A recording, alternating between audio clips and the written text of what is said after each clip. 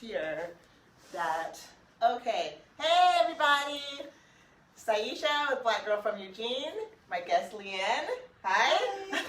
So I know we came on late because it's Sunday and that's just how it felt.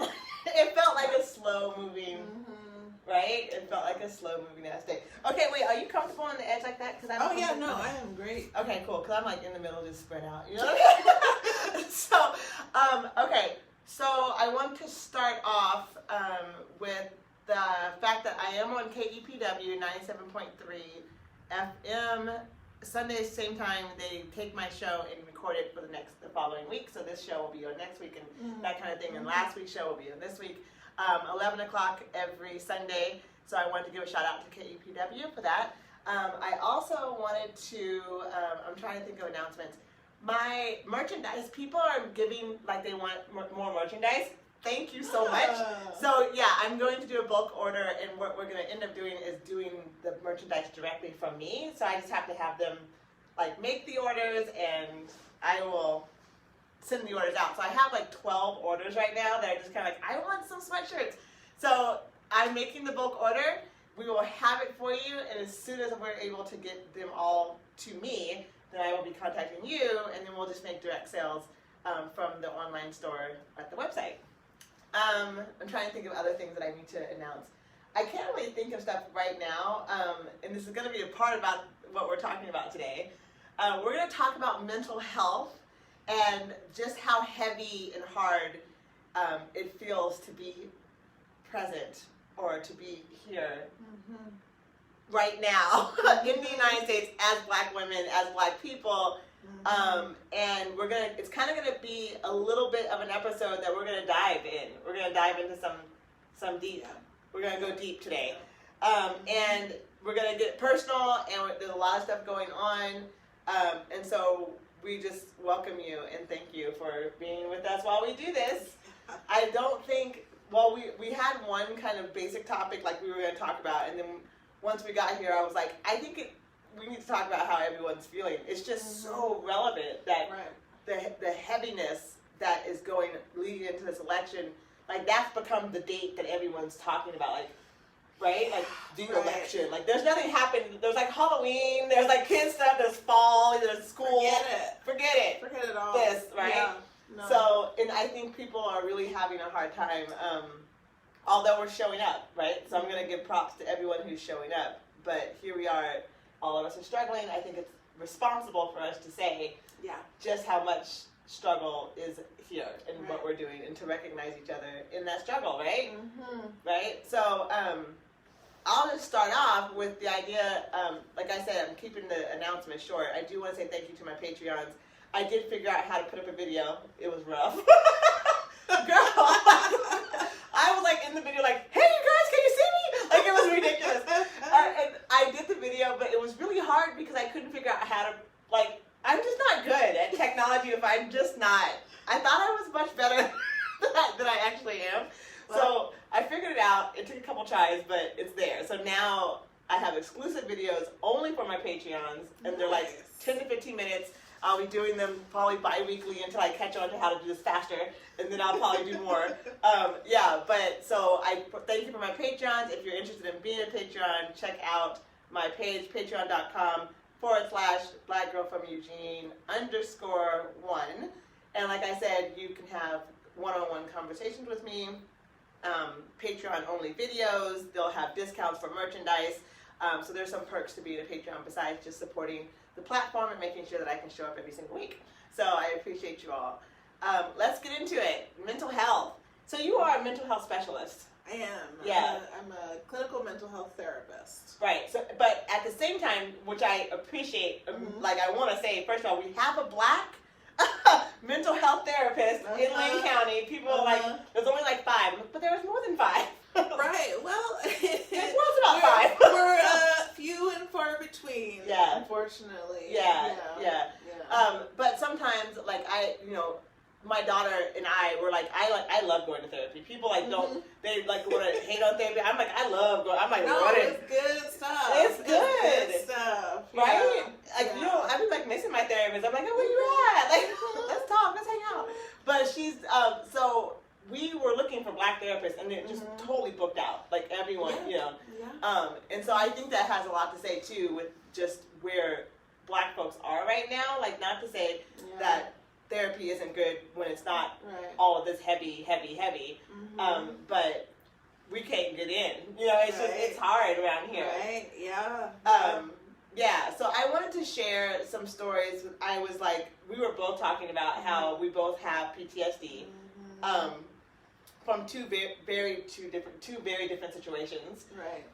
But you do not have to talk about where your PTSD comes from at all. Just to know that you have PTSD, I have PTSD, and I have talked about where my PTSD has come from.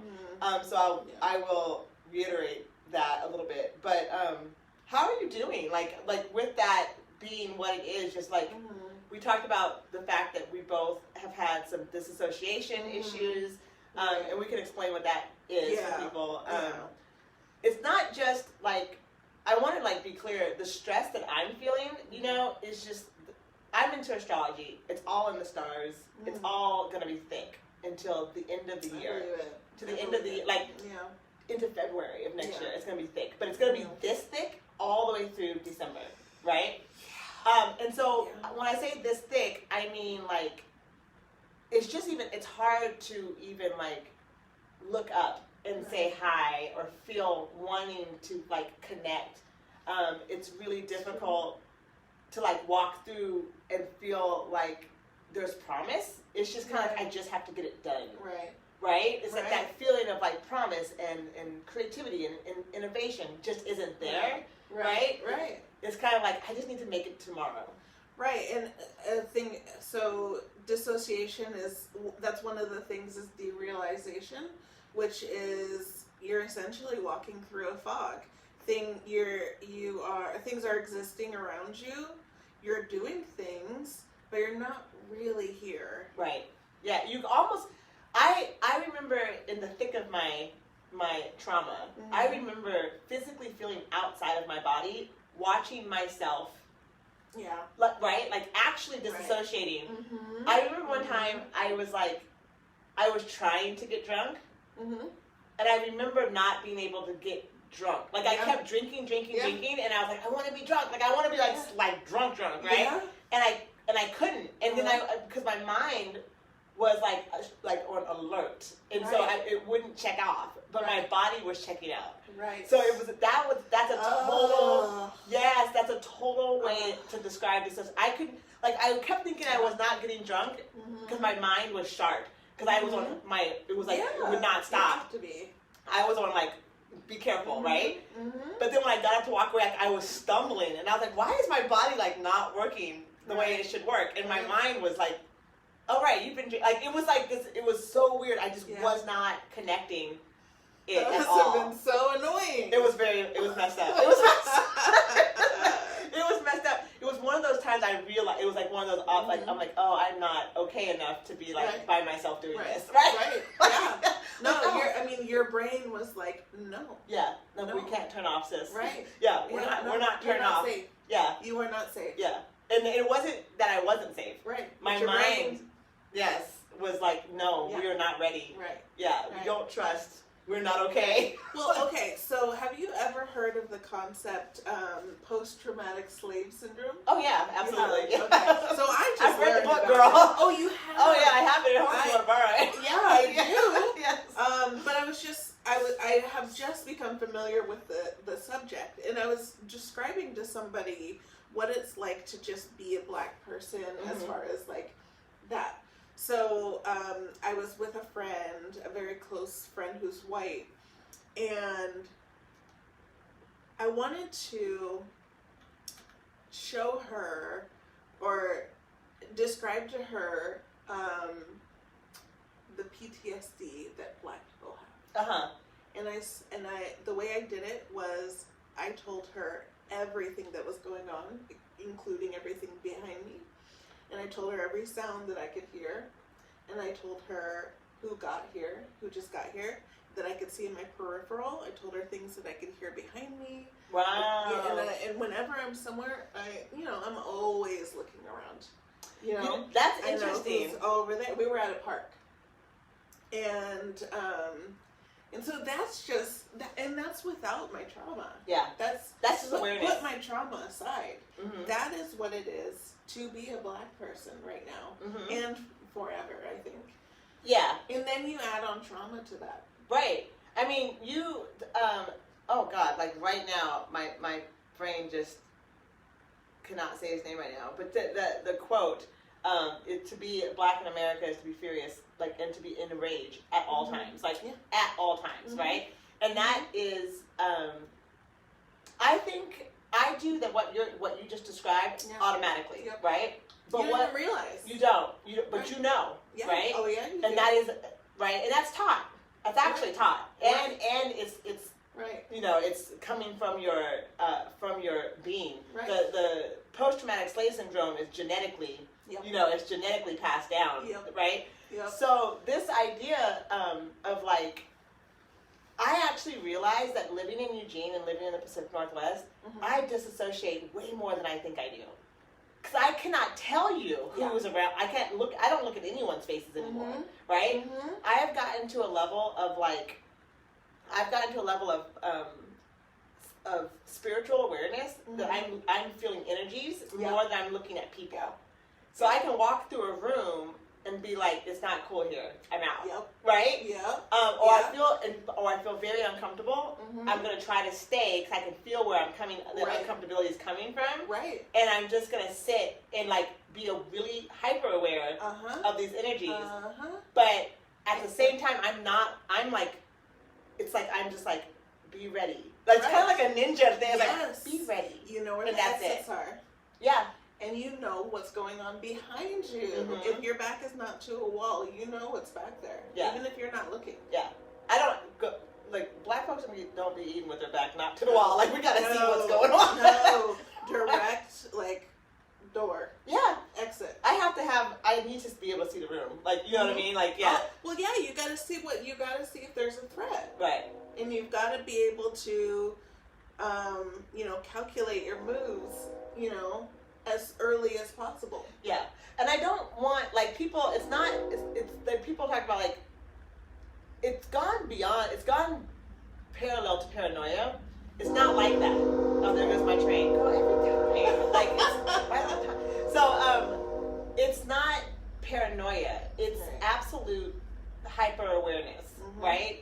And when it becomes to a point where you are living this daily, there's always a level of post-traumatic stress that Black folks go through who are recognizing their Black consciousness, right? Because there's lots of Black folks out here who aren't consciously Black, who are not recognizing that they affiliate or that they are associated with or that they represent or that they recognize or there's lots of mental health around that. Yeah. Just self-hate. And it's also, I will say it's a protective mechanism to assimilate. Absolutely. But I'm talking about the folks who have over-assimilated into non-recognition of their Black, like Candace Owens, that like they don't even know. They refuse to see themselves associated to the cause, to Blackness, to the community in any way. Which dissociation, like mental health break, like crisis, identity crisis break, like just break there, right? Yeah. So that's a whole other conversation. Yeah, it sure is. But but so there's that. There's those people who are broken, and trying to survive in that reality. Yeah. So I forgot what I was gonna say, but anyway, so we were talking about the PTSD and having to recognize, like, in this time, as Black folks, I'm having a hard time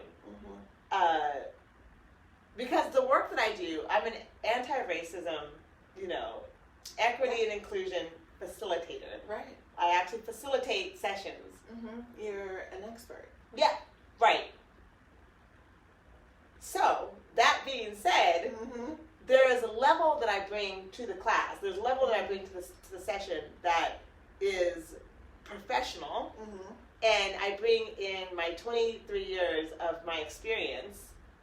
And there's a level of, like, I'm fine. There's nothing that you're going to say that's going to, like, throw what I'm doing here, right? I'm a conversationalist. I'm an actual behaviorist. Like, this is what I do. So when I bring in race conversations, I'm doing me. I'm doing what I do, right? So now a whole lot of people can throw me off of what I'm doing. But and I'm being paid. You know, I'm also being paid to be there, and I actually love having those conversations. Like, my sessions are so much fun, even when people are getting it or don't get it. I love having these conversations. It's great, right? I mean, I do this, but there's a level of disregard that outside of my professional realm, when I'm trying to be, there's a side of that I didn't realize that I had PTSD around until recently, and I got it's actually this one particular thing is all over the internet, like with Country Fair. I said I wasn't gonna say who, but I won't say who with the other group. But I know I said it, and then I was like, you know what, okay. But so I'm part of a committee, right? It's a diversity committee. I don't get paid for it. Put pretty extensive hours a week, month into it to try to help this very, very, very conflicted, very white-centered, very appropriated culture of Country Fair, and try to make it. It's a hot spot for trauma, right? And so I'm trying, a team of people, not just me, but a team of us are trying to have a conversation about race, and I suggested that we have a team of equity and inclusion, like an equity and inclusion team, right? It's getting massive pushback, although it got passed barely. The money we asked for got cut. Like, there's all these kind of things that they're like, yeah, we'll do it, but we're not going to do it. Yeah, they can be there, but they can't really be in all of the meetings. They can do this, but they can't. So anyway, it's a struggle, which is not surprising. But we're here, we're doing it, we got it passed, we'll have the team, whatever, right? So I'm there and I'm explaining to the masses, like the board and the community and the committee. They've asked me to say something about the necessity of this team. And so I'm like, okay, so I get up and I'm talking about it. And somebody in the background writes, I'm sick of something, and this is total paraphrasing, like, I'm sick of all this black splaining, right? So then so it comes into the chat. Oh, sorry, it's not funny. But it comes into the chat, and they're like, oh, my bad, it was supposed to be private. Like, that makes it better, right? And so the facilitator does not have any idea what to do. Like, he's like, like stuck in headlights. And I love the guy who's the facilitator, but he was like stuck in headlights, right? And I was like, I wasn't ready for it. Like, it totally was like, so I didn't have this response back. And then, like, everyone else was like, you can't say that, that's racist. Not everyone else, like, a few people were like, that's racist. And then they were like, I didn't mean to say it, it wasn't supposed to be public. That doesn't make it better. As if that just like, oh, right, it was a private thought. Right. Okay, all right. Right. And so I have a really hard time with not clapping back. Like, kind of like you would. Right? Like, straight up. But because I'm in a professional role, even though they're not paying me, I still am who I am, and this is what I do for a living. So I'm not going to immediately clap back. I'm going to think for a second. I'm a black woman. Yeah. We can't clap back. No. Because I'm going to be what? Aggressive. Yeah. The angry black woman. Right? So I'm sitting here having to take what he just did, and everyone not knowing what to do, and now I have to lead that too. This is what we should be doing, right? What should we do? He needs to get kicked out. People like, he needs to go. So he gets kicked out. He gets kicked out of the fair. Yeah. But, the story continues? The story continues. Oh. The fact that the story continues is enough, right? Yeah, it sure is. So this fool goes to a place for restorative justice, right? Yeah, he wants restorative justice. I don't know what happened to him. He got kicked out because he's a mess, right? So, and I'm being so kind right now. Are you? I am being so kind right now because I'm in a professional setting, even though this is our space for black folks. I'm still gotta be. You are. I can't let it out. Right. Only in private, right? Right. So okay. So this fool calls restorative justice, blah blah blah, and they want me. They asked me if I would like to participate in it. and so that I can give my 2 cents into what I believe that he should have. Now, mind you, I had, and I'm air quoting, a choice. And why I air quoted a choice is because as a black woman, did I really have a choice to walk away and not be marred by the fact that I wasn't willing to have the conversation, and that I wasn't willing to at least have that, back and forth and give him a chance to explain himself? Can I walk away without that being on my name, that I was being uncooperative, that I was not willing to have a conversation, that I just decided it was racist, even though who gets to decide that? Apparently not black people. So, really in this quick, circumstance, really right? quick, that reminds me of something. Black people being property of white people. Hello. Yeah. Commoditized at all times. I talk about this in my sessions all of the time. Mm-hmm. It's not about, you're skipping over the idea that people want to act like racism is this thing that you can just get into, deconstruct. Right. The fact is you have to first look at the people that you are even having this bias with, and do you see them as people? Right. Not only in tragedy, but in actual wellness. Do you understand what black looks like when it's without it? Living in our best life. Right. Happy, loving, Right. romantic. Does that cross your mind, or is it only in tragedy that you see black people? Right. That's what we talked. I just had a session where that's all we talked about, because I don't want to talk about your racism until you can understand that you're thinking about black people as commodities. Right? Make them human. Make us human, and then let's talk about how that disconnect between our human lives and our human rights and our human being selves, and how you want to treat us. Right. How you can deal with us. Right. How you can communicate with us. As if we're not human. You see, that commoditizes us immediately. Right. So it's kind of a boner killer for them, because they want to go straight into the I'm the hero, but I'm like, you can't. Let's stop. Let's stop, because don't nobody need you to save them. No, yeah, I got it. I got it. Right. I need you to move out the way. Get out of the way. Right. I've survived thus far. Yeah. I don't need you. Right.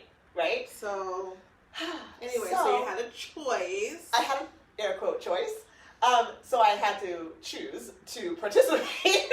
So I did, and I'm happy I did. The guy that I talked to was very knowledgeable, very nice guy. I'm going to say knowledgeable in his field. I don't really know how he really felt about racism, but he was it like a mediator? Or yeah, like a conflict resolution dude or whatever. Okay. And so, so that was, we had that conversation. And so, so I was like, that's fine, whatever. And I told them that I would like to talk directly to this person. And because I'm going to give him my real thoughts and let him understand where I'm coming from, just like I just do all the time. Right. And he's going to have to sit there and listen. And I don't plan on, the whole idea is to eliminate eliminate harm, right? Or reduce harm. And my point is that when this man is walking around doing and thinking what he does, I can't guarantee that maybe he didn't harm me, because I'm a professional in this field. It's gonna bounce off me a little bit more than it will bounce off everyone else. Right. So I can't guarantee him walking around the fair is not harming everyone he comes across. Right. So I will say that. There ain't no favors here, right? We ain't saving nobody in 2020. I've been saying that in my podcast ever since. We ain't saving nobody, okay? So that moment was something I just took in, and I was like, okay. There's another entity that I will not say the name. I won't say any of the people, because we're still in process of this. Okay. But I was having this conversation about race and equity. This time I am being paid. I am working. Okay. And I'm talking to the board member, and the board member is very uncomfortable with going forward with race and equity work, right? All white board, all female. And I think most of them identify as female. I think so. Okay. Like the majority for sure. Okay. Generalize that. So we're talking about having these conversations, and we're doing this, and this person has the nerve. Oh no. Has the nerve to tell me, I don't really know why we have to talk about BIPOC people when black people really are only 2% of this population. Now she said it right to my face. I was born in Eugene. My family was not born here, but we came very early. We have a high contribution to race and equity and cultural anything in this city. We've been contributing for years, since the 70s. Been here, right? I was like, oh, so those 2% just don't count. I didn't Right. say that. Right. But I was like, again, where can I respond in Right. this, right? And I was like, we have a lot of work to do as a group. We will talk about it. We will get to a better understanding of the necessity of all people. Oh my God, that's Right? how you responded? Yeah. How did you not scream in her face? I don't know. Girl, because I don't get paid less than $100 an hour. I'm not trying to scream at people. All right. I'm trying to be like, you need help. Yeah. And I'm here to help you. Yeah. Right? Yeah. But look at the Stronger trauma. than me on that one. Look at the trauma. Yeah. Look at the abuse. Yeah. Look at the abuse. Right? And how normalized it is. And how normal. She had no issue with telling me that my whole existence didn't count. Girl, to my face. To my face. God. So I'm looking at my her God. and I'm like, okay. So the person I work with, who actually hired me, this person did not hire me. The person who did hire me was like, oh my God, so sorry, I'm so sorry. And me and her, I like her. Like we're good, right? Yeah. And she's like, I'm writing an email. This isn't ridiculous. So she writes an email. You need to apologize, blah, blah, blah. The other person that was in the room apologized immediately. She was like, oh my, I'm so embarrassed. This was awful. I can't believe it. Like, if that caused you any harm, I don't want any part of that. Like, I don't mean to cause. She was great. She was like apologetic. Okay, thank you. Well, Sis? wait, hang on. Was she like involved in a conversation surrounding? She just didn't say anything when the person said. Okay. Yeah, she was just kind of there, like, yeah, you know. All right. Okay. So she really apologized for the fact that she didn't catch it Okay. and didn't say anything once, it was brought to. So she's apologizing. All right. Tell me about homegirl. She didn't say nothing. She didn't respond. Matter of fact, what her response was 2 days later after she talked to other board members and then or whatever, she basically said, we don't want to go forward with race and equity anymore. We don't find that it's necessary and it makes us very uncomfortable. Oh, no. So I was like, I was like, okay, yeah, right? Oh, And no. so me and the person I do work with, we're like, this is ridiculous. We got to figure something out. So we're still working, right? We're still working. We're still doing our thing. And we're going to figure it out. But I just wanted to be seen and heard that what is actually going on. Where my PTSD came from was that I realized that even when I was attacked by the police and beat up, severely traumatized, physically, mentally, spiritually, it took me, like I was explaining, 4 years in total to probably recover. And because I have PTSD, I'm still recovering. I'm recovering constantly, right? So I didn't know that part of my heartbreak and grief, because you break your heart. My heart was broken in several ways. Absolutely. Right. Yeah. There was lots of stuff going on besides, like I told you, besides the police attack. But my son was involved. But your spirit was broken. My spirit was broken, right? And like actually broken, So, girl, I'm into the woo. So I went to like spiritual workers. They were like, you got like some, like this is deep, I love it. Oh yeah. So it took a long time. I disassociated for a really long time, right? So when in my recovery, I'm realizing like, what's going on. So in this situation, this is like, I've been recovered, I'm going to say I haven't been triggered. Like I have a control over myself. I've flipped the switch, you know what I'm saying? A good year, right? And so like, I flipped the switch solidly. And so basically, I didn't recognize what I was actually being triggered by. And I was just like, wait a minute, what the fuck? What is this that I'm feeling? Right. Okay, so you had like, when you flipped the switch, you could predict it, sounds like. Yes. You could predict it. Well, no, you know what it was? It was that I wouldn't be derailed by it. Because before I couldn't function. Okay. I'd be like sweaty, I'd be like trembling, like my PTSD was bad, you know? So if I got triggered, I was out. So it was like, she's not gonna count, she can't deal. All right.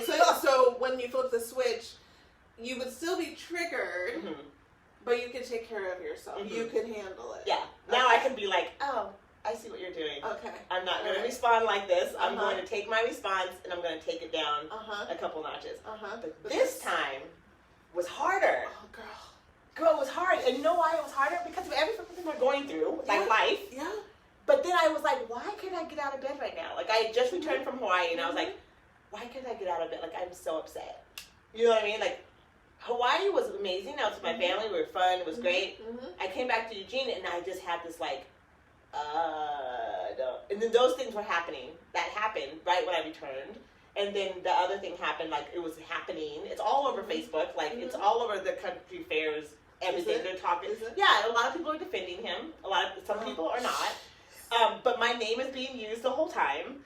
So this very public display of my worth, right, and what my words meant based on in juxtaposed to my character, right, and my value, are now publicly displayed again for white folks to decide whether black women count and matter, and whether racism is real. All this stuff is going on, right, while I'm helping them for free. Okay, so then I thought, girl, and then I thought about the police, and what happened was that, like, all the work that I had done through the state, through myself, and even working with the state, like, as an employee, it was like, I give and give and give, and black folks know what this feels like. I am giving more than I have to give, right, and not being recognized, right, for the value of my work. And it not only is that I'm not being recognized for the value of my work and what I contribute, I'm being erased, you know, as it not being a part of my character. Like, my creativity, my brilliance is like an anomaly to my character. It's like I had a good day or some shit. Like, it wasn't that I am that valuable, but I just, You just had a good day. I just had a good day. Like, every day. Right? So, when the police officers disregarded who I was, the whole system did. My mugshot when they arrested me was all over the newspaper, all over the national news. You know, they couldn't pick pictures of me and my son together, but, like, my mugshot, right? I've never been arrested in my life. That wasn't even an arrest that stuck. Why are you using my mugshot, right? So, not any of the work that I've done in the community, not the fact that my son was an outstanding student and athlete, just the same smearing of black people that you get every day, right? So that my character and the content of my efforts to even be here, to create a space for all of us to be in, was completely disregarded. And I feel like that broke my heart, because I had actually believed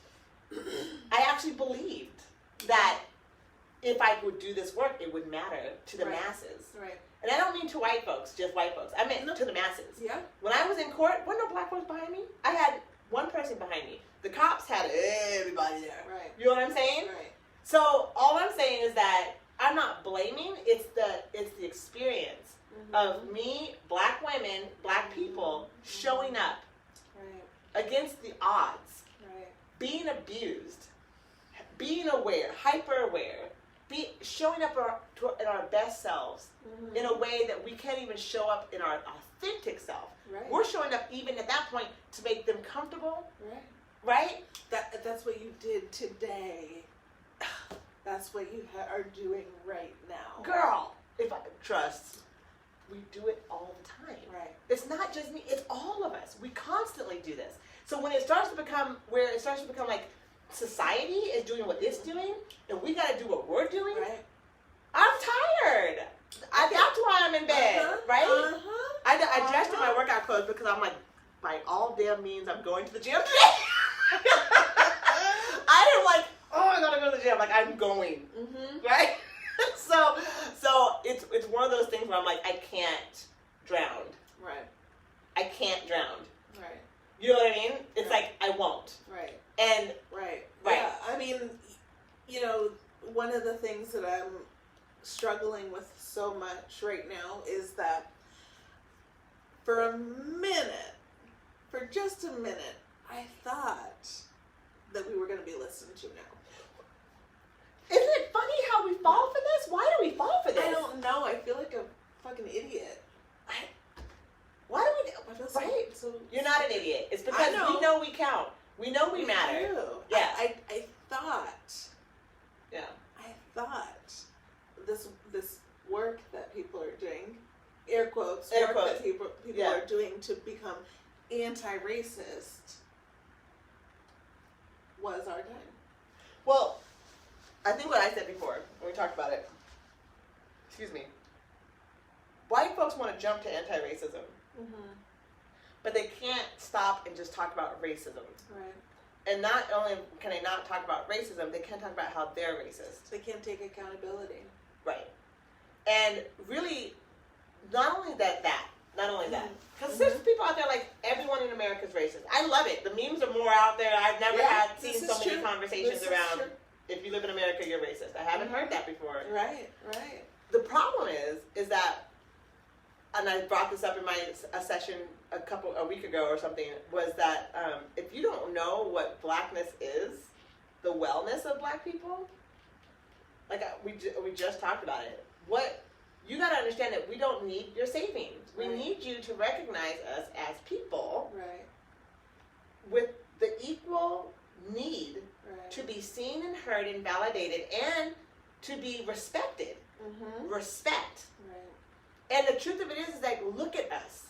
Look at what we go through every single day. Look at what we've been through. Even if you want to focus on the tragedy, then think about that for a second.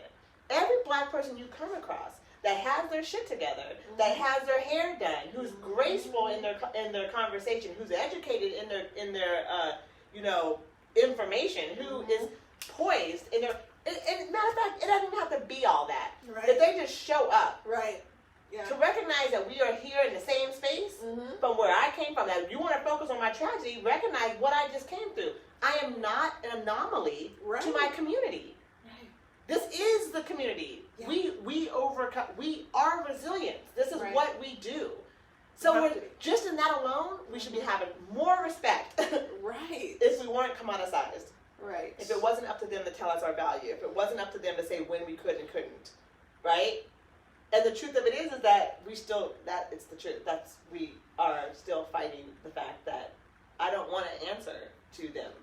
Okay, so I'm going to tell you a story. Okay, go for it. I'm not going to name any names, but people are going to recognize what I'm talking about, I'm guessing.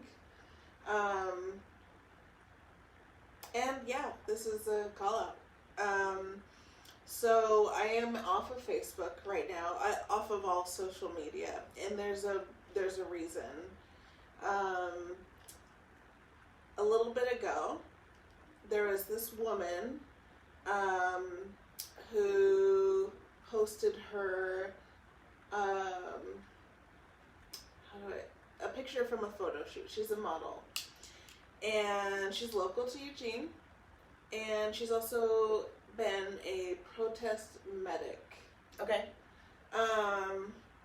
And so she posted this picture from the photo shoot, and she was wearing traditional, I think it's pronounced Desi, culture, like bridal jewelry. So she had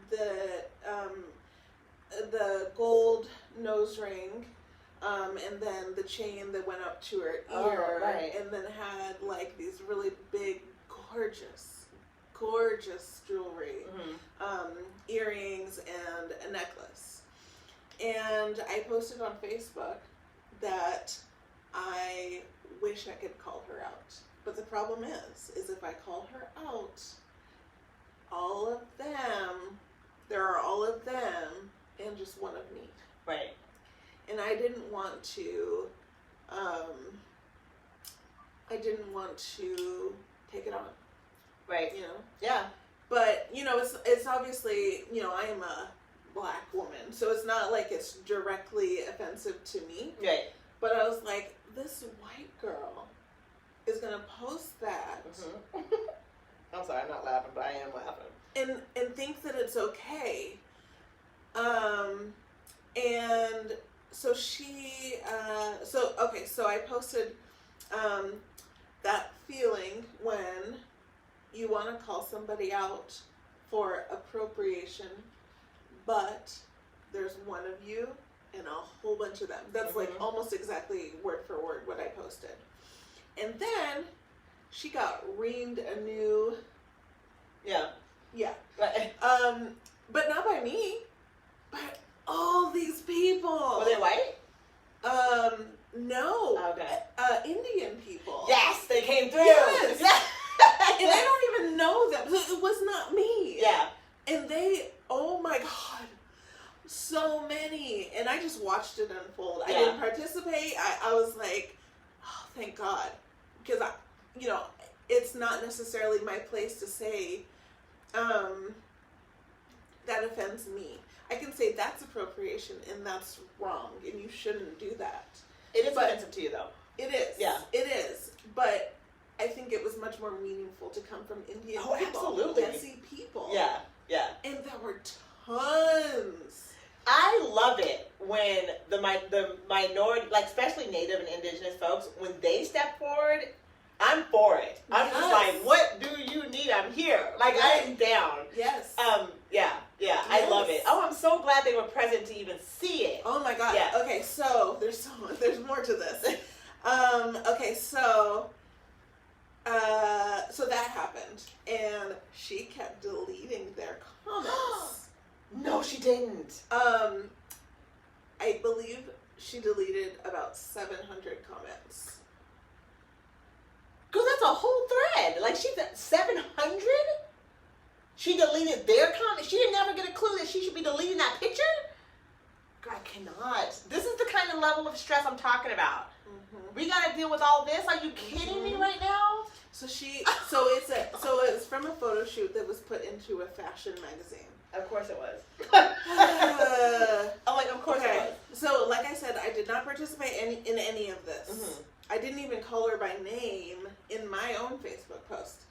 But I watched it unfold, and so she deleted all those comments. Her modeling agency backed her and said, like, you know, we have people of color.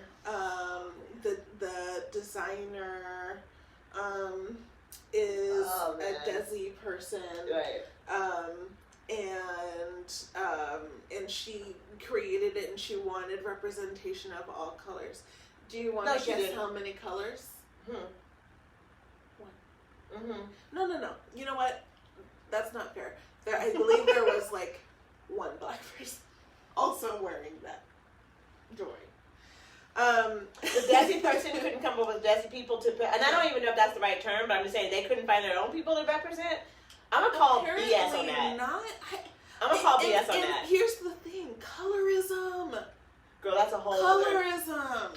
You know, why do we want pale white people to wear this gorgeous jewelry when we can have brown skin? Mm-hmm. Representation. Do you know how amazing gold looks on brown skin? Yes I do. And not our skin color. We're not talking about our brown. Darker. I'm talking chocolate. Oh my God, it's beautiful. Yes, yeah. And yet. Yeah. That's what you do. So, there's so much more, okay? So then she came and commented on my profile, or on my post, and says, hey, you want to at me next time? And I was like, oh, you want to fight? I was like, what are you talking about? Oh. What are you talking? I didn't say anything. I didn't say anything at all. And so then she tried to. She saw you going around it. She saw you going around it. She's like, oh, you want to? Oh, you think you're powerful because you're deleting all these voices of all these indigenous people? Girl, it never happens to me. Girl, why? Tell me why. Okay, I don't want to interrupt your story, but I do want to ask you, why did you feel like you couldn't add her when she called you out for not adding her? You know, I just couldn't take it on. It's a lot right now. It is. Yeah. Okay. It is. That's fair. That's it. That's fair. That's it. That's all. You better believe I wanted to. I know. I wanted to. I still do. But doesn't that feel like another level of stress where sure you does. can't, you want to address it, mm-hmm. but you literally cannot. Right. I can't. It's too much. I can't. So she kept commenting saying, like, you want to talk about me? And I said, show me a screenshot. Tell me where I talked about you. So, like, all of this anger that she was feeling, or whatever, I have no idea what she was feeling. Right. Some defensiveness. Yeah, that's what it was. Directed at me. Yeah.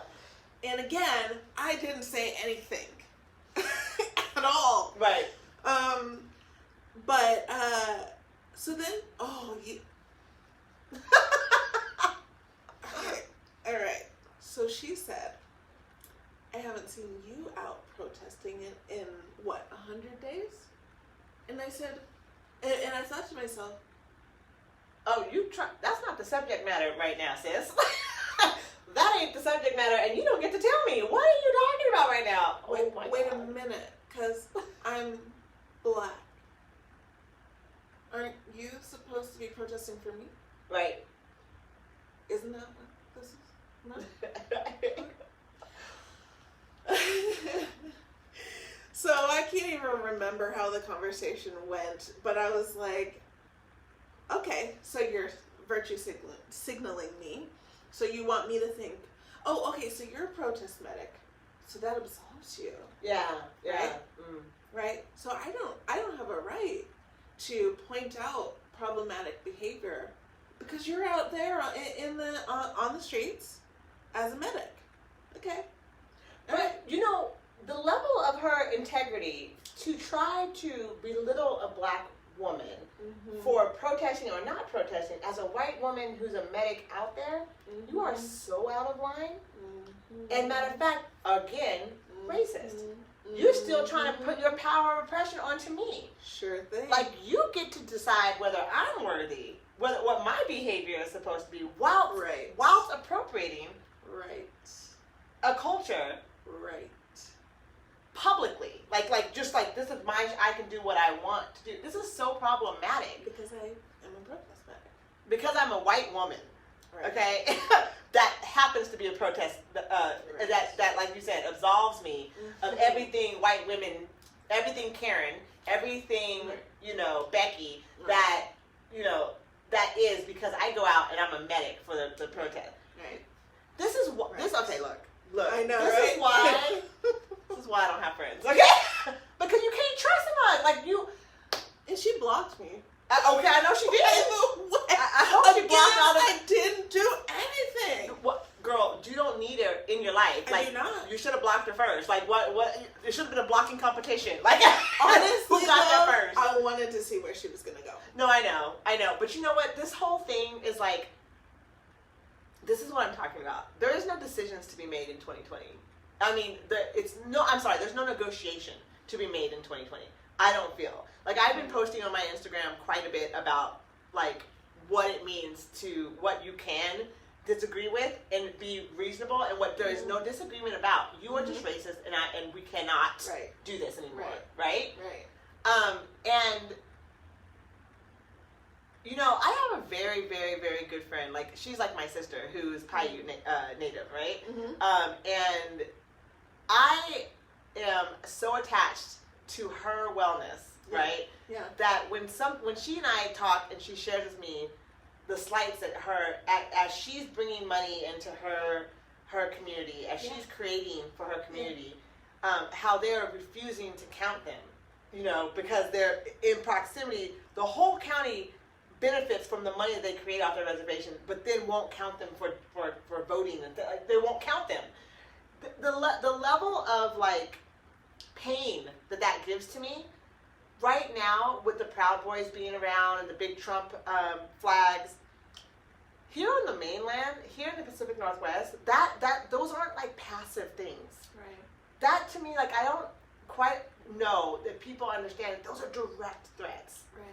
This negotiation, this is not about, this election is not about politics. This is about integrity and morals. So when I see a Pence flag, I'm threatened. Yeah. You know what I'm saying? Yeah. And it's everywhere. Right. So what can we do? And that's another, okay, so I have had quite the experience with dissociation. And I have a really good control over it.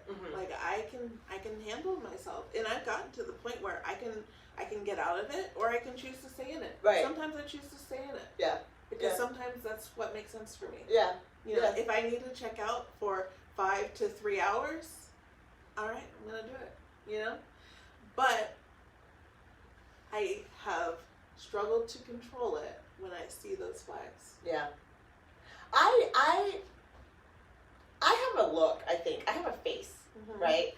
That just doesn't bring the BS to me. Like, I'm clearly not easy to talk to about I can tell in lots of walks of my life, people calculate how they approach me, right? generally when they approach me, they're like, "Oh, she's way nice." Like I didn't think. Yeah. But most people are like, "I don't know about sis," right? Yeah. Just because because I just don't have this disposition that is like, you know what I mean? Right. That's not how I come across. Right. Although that's kind of how I am, but that's not how I come across. But so I don't get that kind of like when someone looks at me, like I wear my Black Lives Matter mask. When someone looks at me, I'm looking right back at them, right? I'm the type of disassociation, like I said, for me is I pick up energy. Right. One thing I won't do is run away. So if you're going to challenge me with a look in the eye, I'm gonna challenge you right back. Really? I bet you're not coming over here. And if you do, I still got something for you. Right. But the problem is I don't want to do that. Right. I'm a grown ass woman. I'm not trying to do that, right? Right. But the idea that I'm ready to do that is the kind of pressure that is the stress that we're talking about, is the mental health that we're having to feed into and to try to protect our being, you know? And I was making a joke about, like, again, it was on my Instagram, it was about dating. And I don't date. Like, I don't date. I haven't had a serious boyfriend in a very long time. And it's not because I can't. It's because the level of conversation that I am not willing to have anymore, right? It's too prevalent in the idea around us. It's too prevalent. It's like people are still deciding to negotiate about my value as a Black person. And I can't have that conversation. I just can't even have it. It's kind of like, oh, let me see myself out. You know what I mean? Like, oh, we're going there. Let me see myself out. Right. And so I think that feels isolating because we don't see each other having this like I see you and I'm like, you know, no, your wellness to me is not negotiable. If somebody's going to be like talking about you or having to adjust your life or whatever it is, I'm just like, whoa, are we looking at her? Is she okay? Like all this other conversation, like, is anyone bringing her tea? Like, are we sitting down? Are we like, hey, we're here with you? Because that's what Black folks need right now is that I see you. You are not negotiable. Your wellness is not negotiable. You know what I mean? And for me, like, to me, I know that I have to take care of myself. That's why I'm going to the gym. Because all of us through this whole quarantine, we've been eating that banana bread like. You better believe it. Okay. You better believe it. Believe it. Banana bread. I'm drinking more. I haven't drank in ever, but I've been definitely drinking. Like, I don't drink, but like a drink. I didn't have drinks before. Right. You know what I'm saying? But now I'm like, I can have some wine. I can have some tequila. Right. A couple. I have never in my life until now sat down and watched TV with a beer. Right? Never. This is the heaviest I've ever been in my entire life. Yeah. And there's no reason for it. I could go to the gym. But I actually, there's a gym I went to that, I'm not going to say his name, but he's right down the hallway from us. Okay. Yeah. That's another thing I wanted to talk to you about later. So you already know. They don't know, but you know. That's enough for me. So he goes to my gym, and yeah. Okay. And I love my instructor. Like, I actually really like her. She's amazing, and not only is she amazing, she's ridiculously fit. She's gotten to the point where she might be a little too fit for me at this point, but like she is what you want. Her personality, her encouragement, she's great. White woman, nice person. I really like her. I can't stand to go to the gym because everything is so white. Like, it's not even negotiably not white. Like, there's not even a place where you can go like, oh, well, maybe there's some white shit or non-white shit over here. No, it isn't. It's just so white. And it's the kind of white that I just can't relate, that I can't assimilate. I can't even pretend to get along with. It's like the craziest super blonde women that they can't go any blonder. Like, you know what I'm saying? Yeah. Their diamond rings are this big. You know what I'm saying? Their leggings cost $250. Right. Like, their shoes are $400. We're in an aerobics class. Like, what are you doing? Right. And everyone is just, I'm describing a type, right? Everyone is super crazy fit. Everyone's husband owns, I don't know, half of Springfield or some shit. I don't know. Yeah. The people, it's that echelon of people, right? That type, that those worries, those cares that I don't relate to. And then here's me. Can't imagine. Here's me. I'm in the gym with my little head rag on my dreads, and I'm like, you know, I've had these workout pants for about 10 years. Like, you know, like I'm here to sweat. Like, I don't, like, you know, I'm single. I'm the only black person in the room. Everyone who's at the gym is black, that is black or cleaning it. Right. And there might be a half a trainer that I never see, you know what I'm saying, that's black. There's probably there's another Puerto Rican person that there's a native person. Mm-hmm. The native person has identity issues, you know, and so he's native, but not. And then and so they used to laugh at me, like giggle at me, because when we did our cycling class, I'd have headphones in, because I'd be listening to my own music, because I cannot. Oh, girl, I cannot. Music. Yeah, and so, and it would never get better. It was awful. And so I'd have my own music on, and I would just watch what she was doing, and I would just, you know, change with them. But I'd have my own jams, right? So the whole atmosphere is gross. And so I quit. And I was like, I can't go back. I can't go. I don't feel good. When I go to the gym, I'm supposed to feel good. Or at least, like, motivated. Right. I feel like I have to be here and be, like, defending blackness at all times, right? And I'm trying to eliminate that out of my life as much as possible. So what can you do while you live in Eugene and try to eliminate that as much as possible? Right. You stay home. Right. That's what you do. Right. Well, that actually, so, you know what I was telling you before with the woman who was commenting on my shit. Yeah. So her boyfriend came into my DMs. Oh, Lord. Keep the boyfriend out my DM, okay? keep your people together. And also, if you know who I'm talking about, please send this video to them. Oh! Please. Yeah. I'm tired. This is why I'm off Facebook. Yeah. So, walls of text, the resume of all the things that they've done to be anti-racist. And I said, I'm not and okay. And still can't hear you. No. And then he said, well, what do you want from us, Leanne? Should have started with that. Okay, but no. Because he said, we protest. We do anti-racist work. We're out there in the streets. He's not talking about him. He's not talking about him and his girlfriend. Mm-hmm. He's talking about white people. Really? What do I want from white people? Did you give him an answer? No. Yeah. He's missing the whole point. How am I going to speak for all of us? How am I going... I could. Mm-hmm. I could generalize. You know, I could say more broad things. Like, I want you to see us as people. Yeah. Okay? But to ask me, one singular person, to speak for all of BIPOC?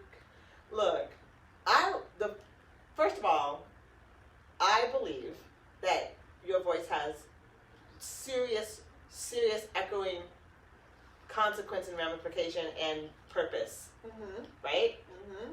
So I encourage all black folks to speak. Sure. Understanding that you represent you, and that is who you represent, and the community, once we're healed, and those of us who are, always have your back. Right. To have your piece of the community heard, right?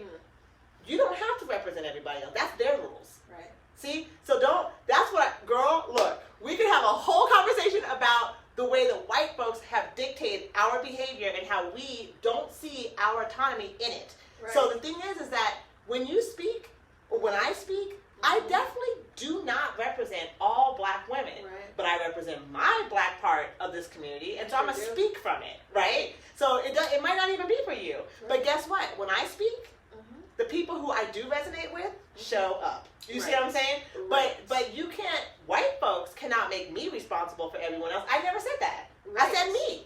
Right. So when someone says, say something, then say something from you. Right. You know what? Don't think you have to be representative of the whole. You are part of us. Right. So your piece matters. Yes. Don't let him tell you who the fuck it matters to. Like, you see what I'm saying? It's like, God, I want to kick him right. I know. You know I can't. I know. No. But so there were some things things that were communicated to me in that. Yeah.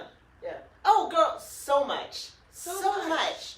Like, first of all, so the biggest thing is we're doing all of this for you.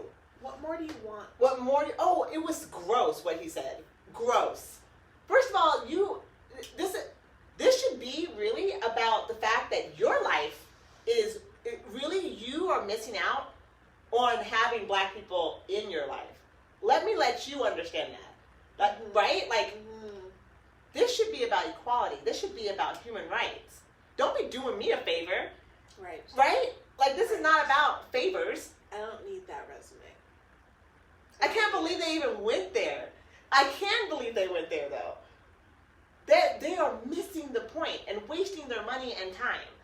Because what they're doing is centering themselves in the middle of all of this. White folks have a real problem with centering themselves. They do. Like, how hard is it? Well, okay. Just like white people can't speak to my experience, I can't speak to the full, I am half white, but I can't speak to the full white experience. So in my mind, it's like, what I am struggling with is how hard of a concept is it to sit down, shut up, and listen? How many times have we had to do that? Girl. Okay, so, first of all, we are trained as Black people to understand white people and everything about them, right? You being half white gives you an inside, everyday conflict and conversation to have, especially that you recognize yourself as a Black woman, right? For me, I know white people better than they will ever know me. Right. You see what I'm saying? Right. Also, you probably know them better than they know themselves. But absolutely, because they refuse to look at themselves in a whole manner. Right. And we're seeing them from a perspective that they refuse to go to. Right. So I do know. You do know. You know what I'm saying? Yes. So for me, I feel like same thing we were talking about before we got on camera. I was like, these folks need to start to understand that they can't start at racism, because what they're coming at is with the savior complex. Right. They're acting as if we are not human beings, and we have not sat here for hundreds of years surviving white supremacy. The white supremacy did not happen because of us. We're surviving it. You see what I'm saying? Right. And so unless they start critically thinking about their relationship to Blackness, because really I'm starting to think about in my sessions that it's not really about, because everyone's talking about diversity, equity, and inclusion, and then we just talk about Black and white. That's not a Black and white issue, actually. It's a BIPOC and white issue. So I can talk about Indigenous. I wouldn't, because I'm not Indigenous. I will talk about Black because that's who I am. That's my lived experience. You know, people of color, I can speak to that, but I'm also not Latinx. I'm sure they're like grouping in all the other people, you know, Eastern Indian, all the other brown, right, into people of color. I could speak to it because I'm considered a person of color, but I talk about Black issues because that's who I am. That's your experience. This is my lived experience, that's you. Right? So my thing is that, like, what we can't allow is that the dictation of what that means by white people. We have got to stand in our definition. And the truth of it is that they have to understand that when they're talking about BIPOC people and they're talking about that savior complex of BIPOC people, you gotta know that racism, you gotta know that if you're not recognizing a whole race of people as people that don't actually require you saving them, you know what I'm saying? That's how much of it are you making it about you? And versus about the wellness, again, the betterment of a Black community. People have got to stop coming at Black issues from the side of trauma, because there's a whole other side of Black folks that if you don't understand that, you really can't even help the other side. Honestly, it's just something that you feel good about doing. You're not invested. Exactly. Yeah. And I think about that situation, and the other thing I hear from him is that I need to be quiet. Clearly. I need to be quiet. They are doing their job, Leanne. What are you talking about? I just need to say thank you. Then be quiet. Yeah. Yeah, they're missing their thank you card from you. They haven't. They're like, we didn't get your thank you card. Right. No, and I'm sure they're still waiting. Yeah, and they will be waiting forever. Forever. Forever. Right? It's not coming. It's not coming. I mean, yeah, this is rough. We were talking about mental health, and I haven't even looked at the screen, so I don't know if there's comments or not, so I don't even know. But I do want to just, like, give some love, and let's give some encouragement at the end of this episode, because we're almost there. It's like, I just want to give, like, encouragement and understanding to everyone, white folks included, actually, in this space of frustration, of exhaustion. The white folks who are doing the work, who are humble enough to say, I don't know, I'm learning, you know? yes. A shout out to all of my sisters and brothers, obviously, who are out here trying to be patient, trying not to lose their job and their ish to keep it going. All of us who are not because of quarantine, but because of isolation, still in our homes, not coming out. Right. It's harder now than it had ever been to stand next to people in the grocery line and not wonder if you're okay. I don't anymore. Right. We have the option not to. I try to keep my normal, but I don't do it like I did before. Right. You know, there's nothing about my life that I did previously. Right. You know? And so there's things that I have to look at that are well for us, like well for me. Yeah. And I'm encouraging people to do that. Like, we all have to be doing something different. Right. 2020 demands that of us. Right. But think about what keeps us balanced as much as possible. Physical activity I've been an athlete since I was 4 years old, right? Oh. Yeah, girl, I started off with judo, martial arts. Yes, and so judo into like volleyball, into basketball, into track. Yeah, and I all the way up even into like freshman year in college, and then I just worked out all the time after that. You know what I mean? This is the first time in my life that I've just been like, I'm just not gonna go. I can't go. I can't be there with these people. You know what I mean? So I'm encouraging people to, like, let's not give up on what balances us. Because right now, you're trying to get your feet on the ground, and it's not there. Right. Like, we're all like, where's the ground? Like, I'm telling you right now, it's not there. It's not there. So we have to, like, that moment of, like, when you're falling, that you just go, okay, I'm falling. I'm going to be, like, try to get centered in this moment. Yeah. That's all we can do. That's it. So grab what centers you. That's healthy for you. Right? Because in truth, alcohol, weed, all the things, sleeping around, going out, none of those things actually will balance you out. Those are all ways of disassociation and harmful coping, right? Yeah. That's exactly right. Yeah. So I'm not saying don't. I'm just saying maybe we should talk about how much. Right. Well, but I also want to say, like, have some grace for yourself. Yes. This is such a hard time. And if those are the ways that you're coping right now, okay, so it's a right now thing. Yeah. And be okay with you. What you're doing and how you're surviving right now, there's no handbook. Right. We don't know how to do this. We've never been here before. Right. Yeah. We've never. Yeah. So whatever you're doing, I applaud you. Straight up. I don't know. I don't need to hear what it is. Right. If you're not hurting somebody else. If there's not harm, I just want to make sure that we all understand that it's not just you. Right. We are struggling. Everyone is struggling, and everything that we have struggled with is amplified. That does not mean that it's over. It doesn't mean that it won't get better. Like I said, you guys all know I'm like deep into astrology, deep into it. Not zodiac, but astrology. And so the truth of it is that it will pass. Just like all the other things in this world, in this universe, it shall pass. Right? We, and if we're still here, that means we're meant to be here. And I tell people, my life motto has changed since all the trauma stuff that I've happened. Yeah, I believe it. Right? Yeah. My motto is that life does not happen to us, it happens for us. Yeah. So look at this moment. It may be horrible, but I have to look and say, okay, I'm learning right now. Right. I'm learning. You could learn all kinds of things. But what I'm learning right now for myself is that I'm much stronger than the circumstances that I've been dealt with. Right. I'm much stronger. So remember that this too shall pass, right? Right. Do what feeds you.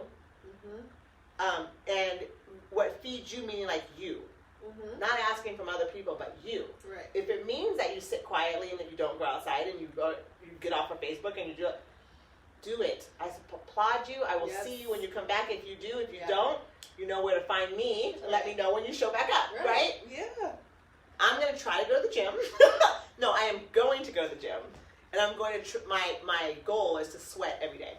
There you go. Yeah, I don't know how I'm going to sweat, but I'm going to sweat every day. I tell you what, my goal now is to play more video games. If that's what you do, Like, girl. what? Yeah. I got Fortnite yesterday. And Nice. you know what? I had an amazing time with my kids for the first time in I can't tell you how long. Yeah, see? And it was genuine. I wasn't forcing it for my kids. Right. It was genuine. Yeah.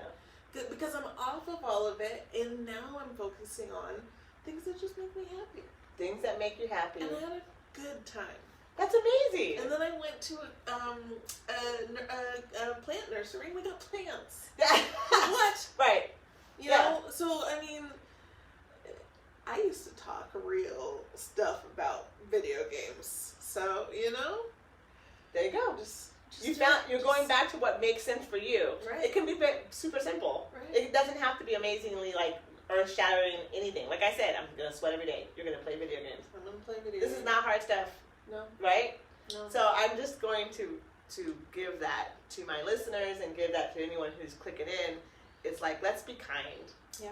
And, don't put a lot of pressure.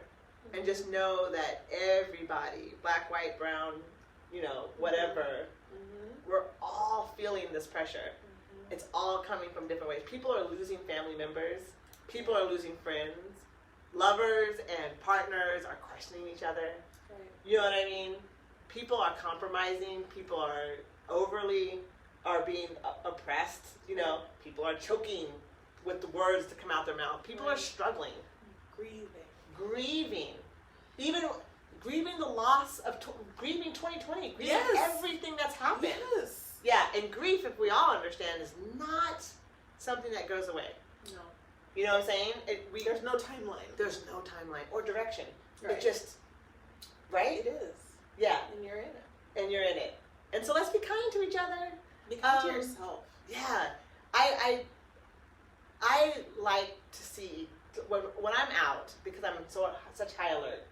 If I'm disassociating, or if I'm in hyper alert, or if I'm just like trying to get there and back, right? Like, Yeah. when I see people, I say something that, like, I literally shouted out my window, "Braids!" to somebody, and she was like, "Hey!"